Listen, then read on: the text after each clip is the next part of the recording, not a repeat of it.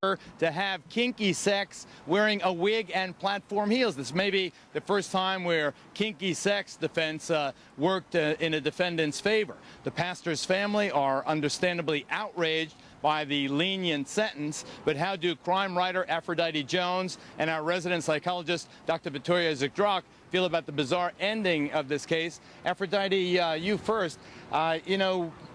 Do you think that Mary Winkler had diminished capacity, or did she just skillfully play the fact that she was a relatively small person? I mean, there was, as far as I know, no corroboration of even abuse. Here's the deal. Her own daughter testified against her, saying that she never witnessed abuse in that household.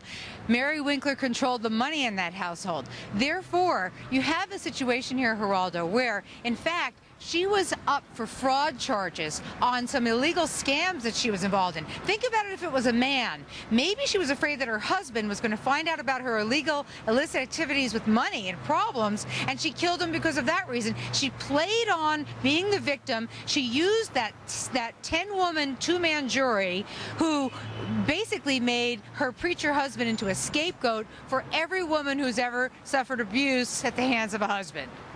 Dr. Z, let's assume that he forced her to have this kinky sex.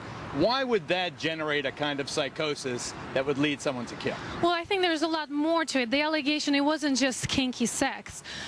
She alleged years of mental, psychological, physical abuse and painful, non-consensual sex, which is far different from simply kinky sex. As far as I know, there was no corroboration, though, Dr. Z. Well, in that case, I don't know. There was a sexual corroboration. She's never, but it's not something, you don't go to a doctor and say, you know, I want you to fix my rectum because of the painful sex. Wait, Geraldo, here's my question. What happened to the laws in America? Last time I checked, murder is still murder. How does a judge take a sentence, how does a jury take a sentence down to manslaughter when she shot him in the back? And by the way, she had the opportunity, because she herself admitted that after she shot him, wiped the blood away from his lips, and he asked her why.